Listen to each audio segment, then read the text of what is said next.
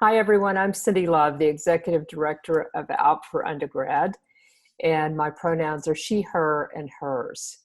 It's time to say goodbye to the O4U 2020 Business Conference. We've had an amazing time with all of the students, mentors, sponsors, recruiters, everyone who's helped us with all of our different platforms, and all of our volunteers, literally from around the world, who've come in to help us do our first ever digital conference. We started the conference by thanking some folks, and I want to end the conference in the very same way. First, to Liam Gallagher, the director of the O4U Business Conference for 2020. Liam, you and all of your team did what we've never asked anyone to do before, and that was literally to plan 3 conferences. You started with one that was going to be site-based at Goldman Sachs in April 2020. We shifted it to September for site-based at Goldman Sachs in 2020, and then literally had to shift it again to completely digital due to the pandemic.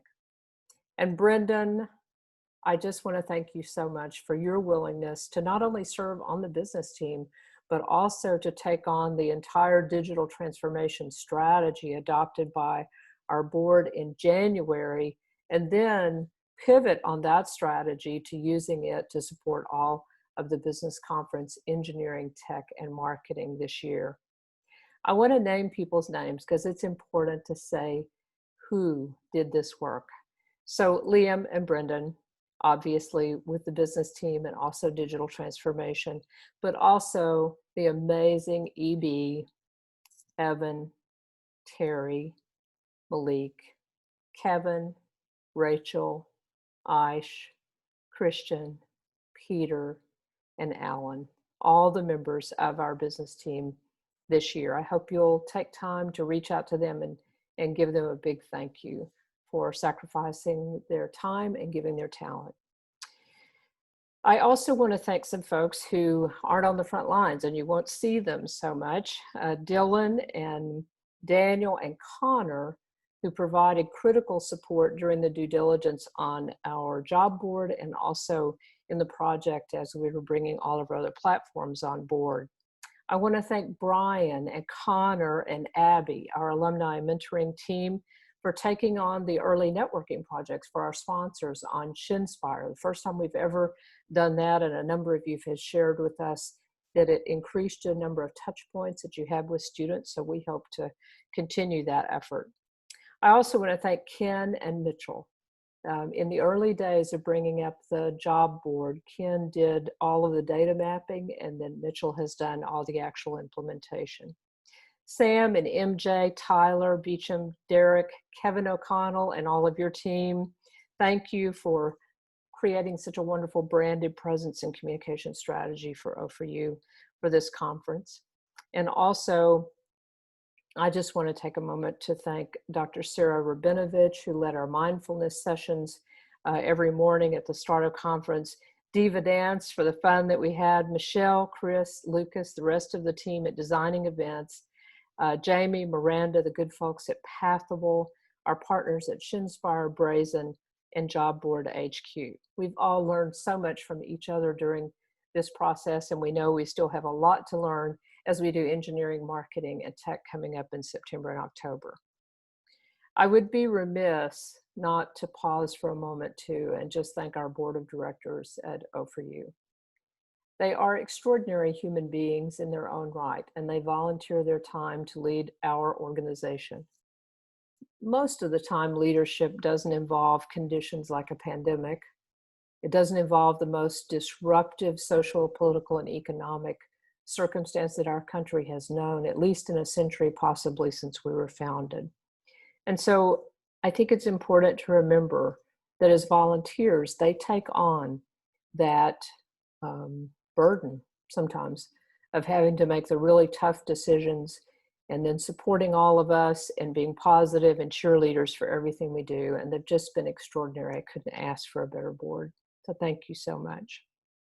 And it's my great pleasure to announce that we will get to do the business conference again and soon in April, planned for April 6th at Goldman Sachs in New York City. And none of us know what the world holds, but what we do know is we are going to gather in community, and it's going to be great. So whatever that looks like, please plan to be with us as students, as volunteers, and as individuals who now know that no matter what, we're going to show up for each other. I want to give just a quick review of a few key ideas that I captured during this conference, and I will never forget from your stories and those of our presenters. Liam and I kicked off the conference with his wonderful and really vulnerable sharing of his experience at Wake Forest University and some of the choices he made about initially sort of staying to himself and then coming out more and more. And I ask you to consider three elements of life that I think are central to achieving full potential, which is our mission for you at O4U. Courage, creativity, and conversations. And usually difficult conversations, because that leads to the great stuff on the other side.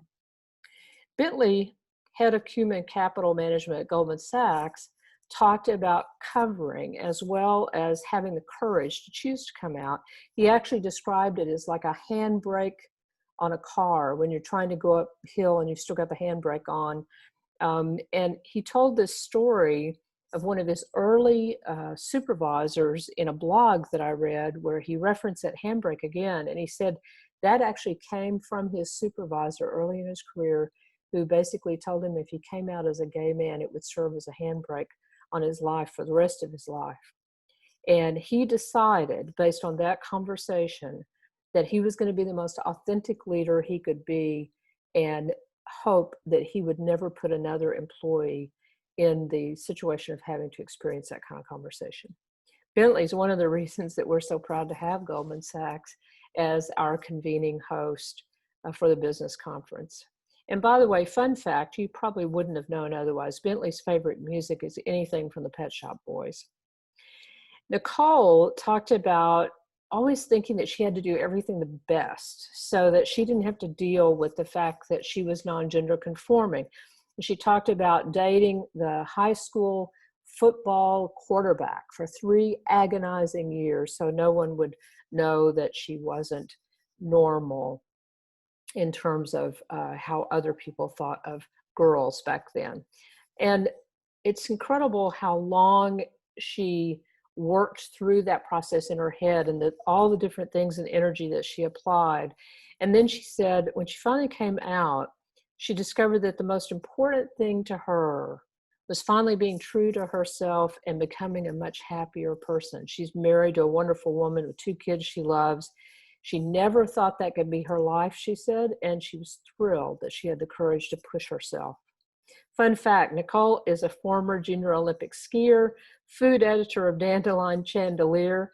When we all reopen, she's going to be a serial restaurant regular, and she's a 3-time chili cook-off champion. Mary Abbasi asked us, what do you want the power to do? And talked about 3 kinds of courage. Courage in leadership, courage when you have to make a change, and courage in the midst of failure. And Mary said that deciding to love herself was the most courageous thing she'd ever done. Fun fact, Mary got married last year. Audrey told us about lessons learned, that relationships are most important, that we're always going to get told to do stuff, and it's okay to do them even if people tell us to keep growing, and that being true to ourselves is at the center of well-being. Sometimes part of your identities may not gel with other parts, Audrey said, and that's okay. We're called out for undergrad, but however we come, out or not, as long as we can live with our choices and feel good, it's good. Learn to tell your story, she said. Mentor others. No one in the audience is the first of anything. People came before you who mentored people so you could be here now. Pass that on. And George Valencia then told his poignant story of emerging out of South Texas and his Latino and Mormon roots to his role today as the CEO of the Point Foundation. George told us 5 lessons he learned for himself along the way. Engaging in something that makes you happy will build your self-confidence and self-worth. Hiding any part of your identity only led for him to loneliness, depression, self-hate, and resentment. He encouraged us to find our community. And he said, the worst thing in life is to look back and think, I could have done fill in the blank. And be thankful and love like today is your last day on earth. I love that one. I try and do that with Sue and my family every day. And if you have a love in your life, I hope that you get that experience as well. Courage, creativity, and difficult conversations. It takes all three to get where you want to be in life and work. We've heard this from all of our speakers throughout the conference. I hope you'll claim that and keep going. Bentley, Nicole, Mary, Audrey, George definitely checked all the boxes in terms of high achievement. And all of them struggled with finding their truth, authenticity, and what mattered most in life and work. They got there. You will too. I have such confidence in you. You are now official OFU alums.